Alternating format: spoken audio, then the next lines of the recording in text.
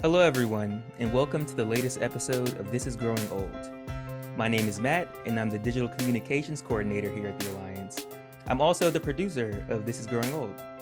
So, last month, the Alliance celebrated National Family Caregivers Month and raised awareness of Alzheimer's and other dementias through Alzheimer's Awareness Month activities. On the heels of those important events, I'm joined today by two very special guests who represent both caregiver and someone living with Alzheimer's. Roger Cochran is a member of the 2022-2023 Early Stage Alzheimer's Advisory Commission for the Alzheimer's Association. He has an MA in Anthropology, an MS in Health Systems, a Ph.D. in Sociology, and he has worked for over 30 years in community health planning. Roger is no stranger to advocacy. He has been a professional advocate for access to healthcare for his entire career. Advocating for those with difficult cognition has become personally important to him, especially after his diagnosis of Alzheimer's. Dorothy Merrick is married to Roger and is also his primary caretaker. She is passionate about the topic of Alzheimer's disease, in particular the lack of available treatments. Dorothy wants to learn the right questions to ask to solve the challenges of Alzheimer's while also learning valuable advocacy tools. In addition to being Roger's caretaker, she also works part-time as a licensed real estate broker. Thank you both for joining us today to share your story. I know that there are millions out there who identify with these experiences. So let's get right into it. You both are graduates of the Alliance's Talk Nerdy to Me program. For those out there who don't know, the Talk Nerdy to Me program empowers older adults to engage in patient-centered outcomes research. Why is patient advocacy as a part of the research important to you? Well, as someone who's experiencing an unexpected disease, Alzheimer's, I was unfamiliar with it and it was a scary term. And so I wanted to be able to take some of that experience and let people know that there is a life after diagnosis.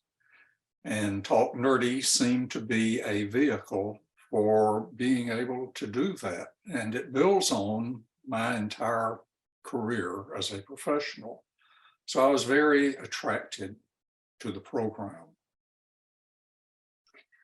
I was attracted to learn more about the Alzheimer's, but also to the fact that the patient was involved in our discussions as well as the caretaker. So it allowed feedback that I had not experienced from others, but on both sides.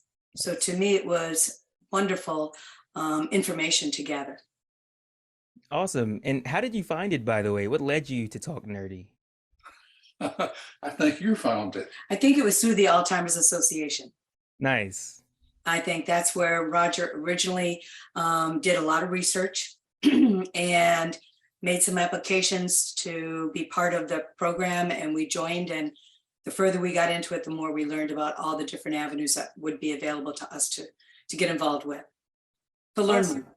Yeah, and we're grateful to have you a part of the program. Thank you. So, Roger, if you don't mind, could you share your experiences a bit with our listeners as someone living with the early stages of Alzheimer's disease? What's that like for you? Well, I had noticed over a few years an ongoing reduction in my own cognition, inability to react appropriately all the time with my clients. And so I was personally aware that there was something going on.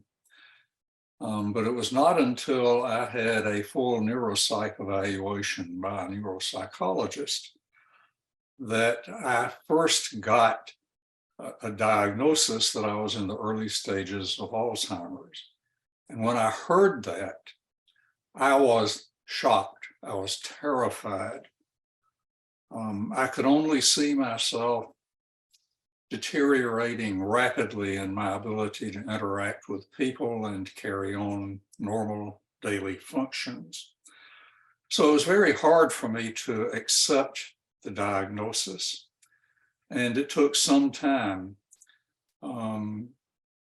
to come to terms with it. Part of that was by working through the Alzheimer's Association's website and by going through many of the programs and protocols that they had, I learned more about how Alzheimer's develops, how it affects you, how it affects your relationships with your partner, with your caregivers, with your neuropsychologist and other people who are helping you. So it was as I learned more that I became less afraid of what Alzheimer's meant. I came to realize that it was not like immediately falling off of a cliff, although sometimes I still feel like I'm scrambling downhill. But the Alzheimer's Association has been a real boon and benefit for me personally, and I think for Dorothy and I. Mhm. Now, speaking of neuropsych, do you experience any neuropsychiatric symptoms? Agitation, apathy, depression, if any? And if so, have you developed any coping mechanisms to combat some of these symptoms? Well, when I first got the diagnosis, I was really literally terrified. And I saw myself degenerating rapidly into an incompetent state. But as I learned more through working through with my neuropsychologist and some counselors and reading more thoroughly through the Alzheimer's Association website, I began to see that this was really a long-term, slow progression. It's a disease that doesn't come upon you immediately. It builds slowly. And because it builds slowly, you have an opportunity to adapt to it, to secure resources to help you work through it, and to work with, in my case, a partner who's been very supportive of helping me deal with the symptoms and the outcome that we're facing.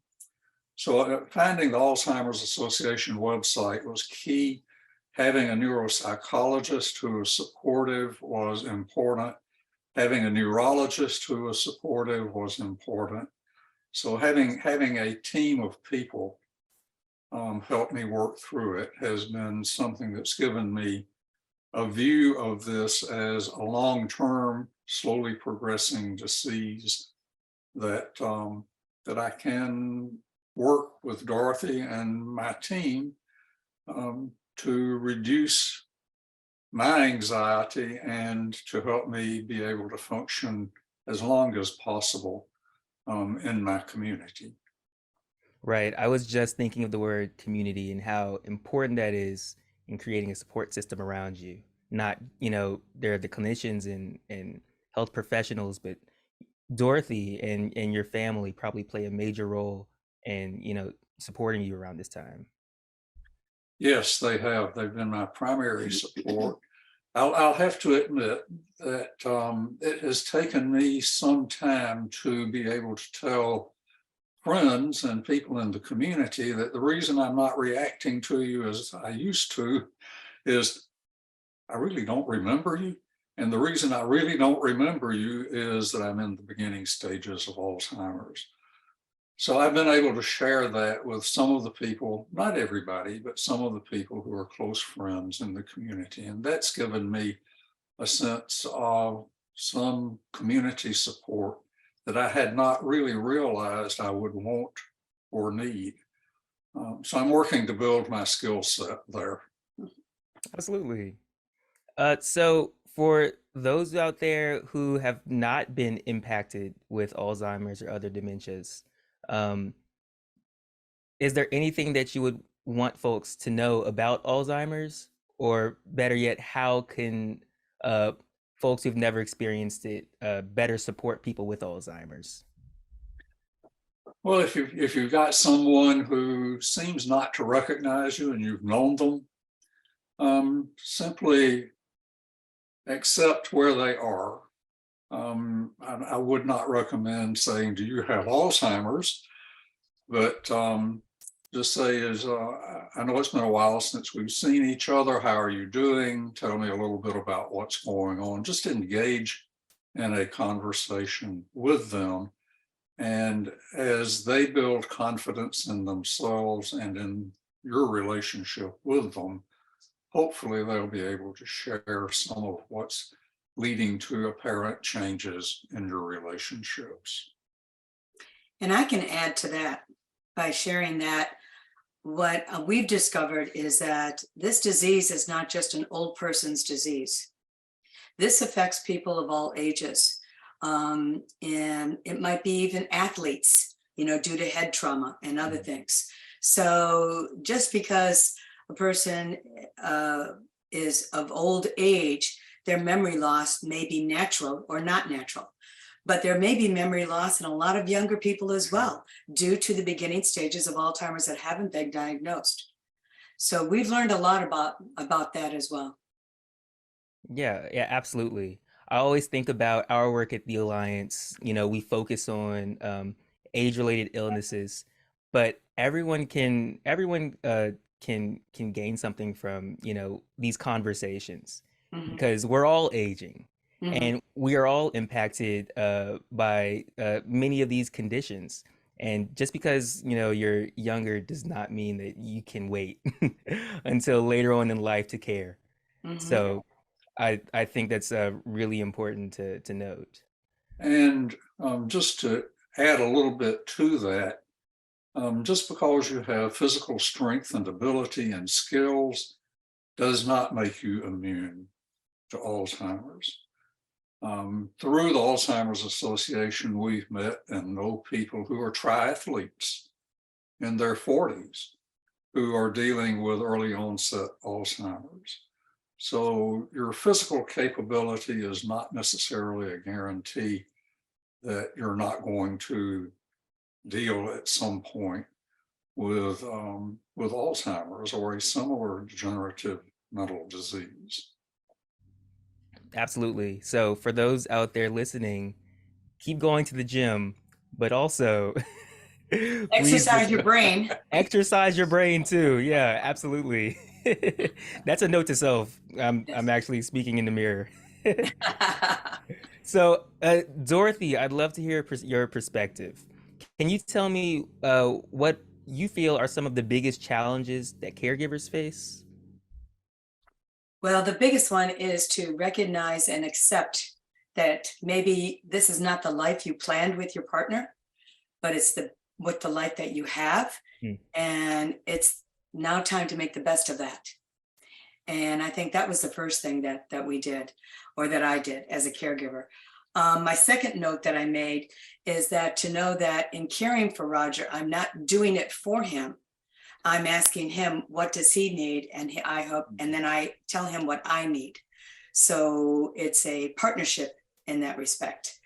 The other thing is that, as we mentioned earlier, good health is not just the body, it's the brain, and it's also part of your spiritual, Mm. whatever that is for you, whatever that means to you. I think at this point, good health involves all of those pieces.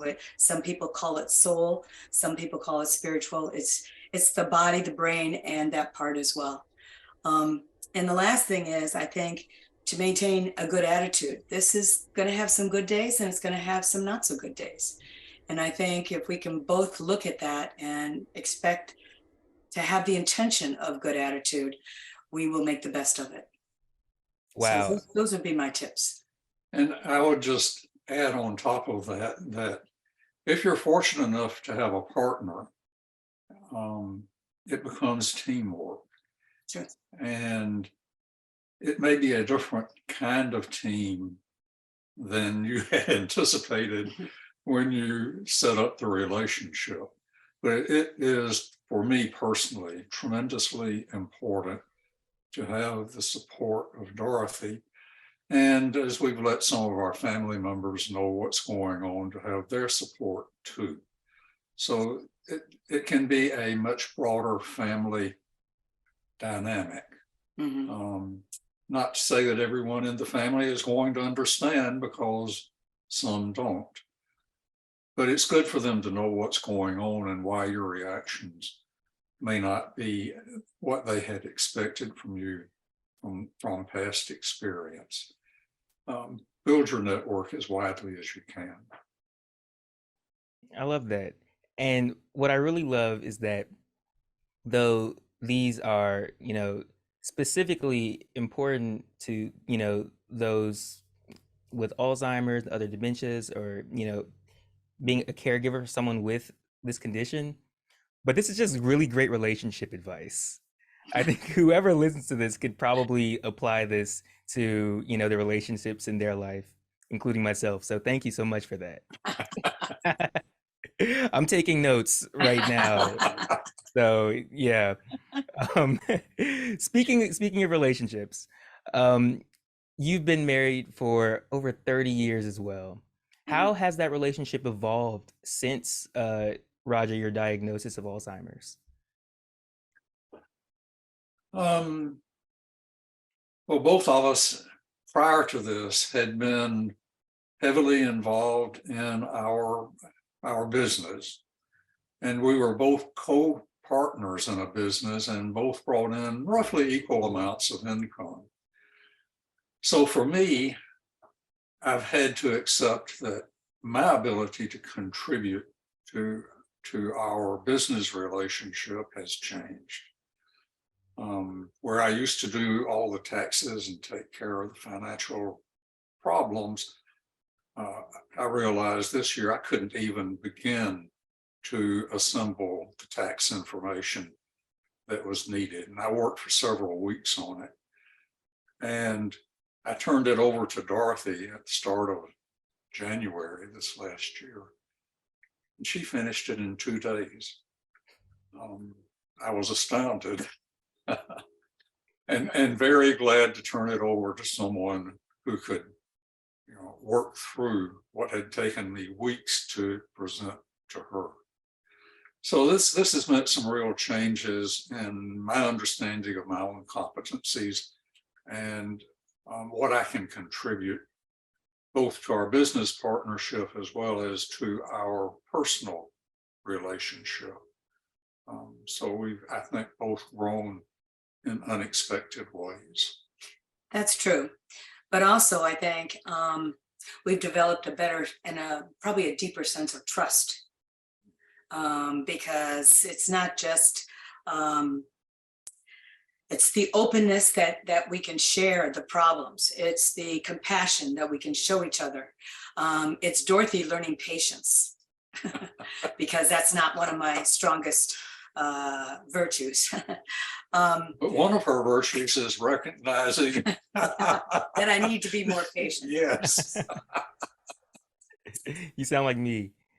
But that's what I think it is. It's really it's that connection of openness, trust, and learning to be forthright with each other. It sounds like you two are a power couple in the most classic sense.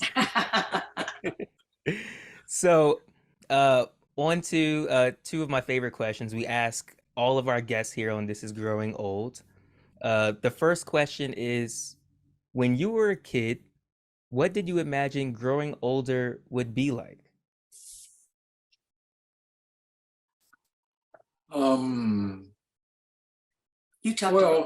You talked about fireflies.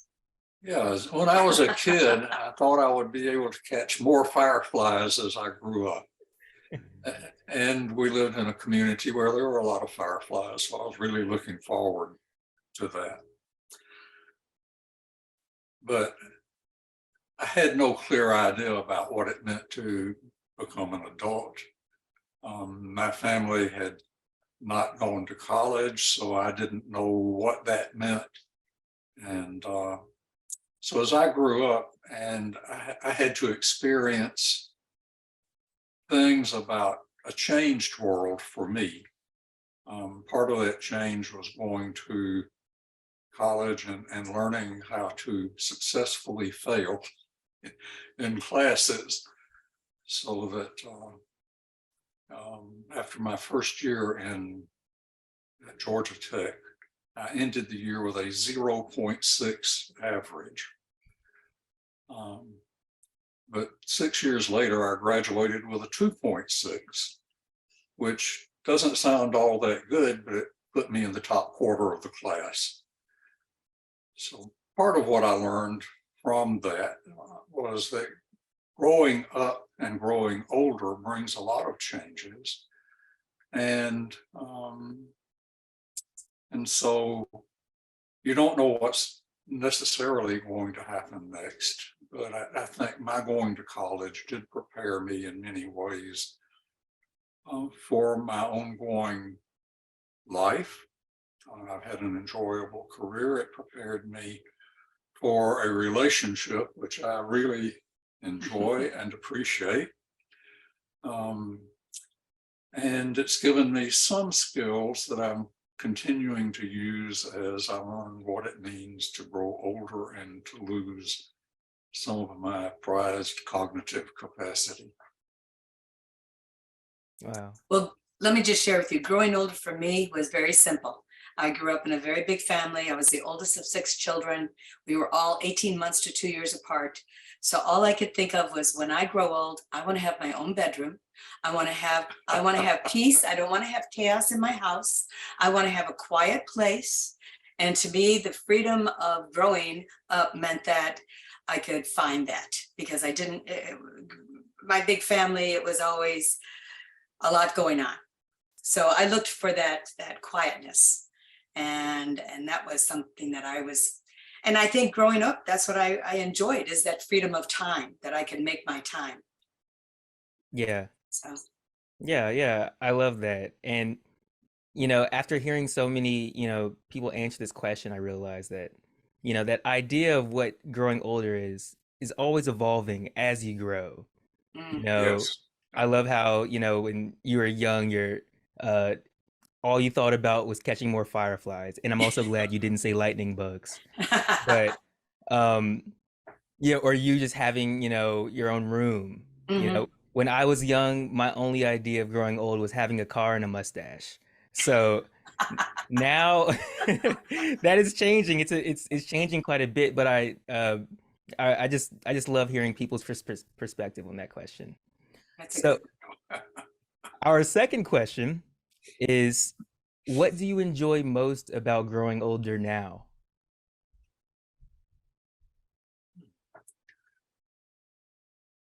Well, for me, it was the freedom of my time, that I'm able to take my time and make it what my intention is, so that if my intention is to do a certain amount of work, then I have that time, that freedom to be able to do that.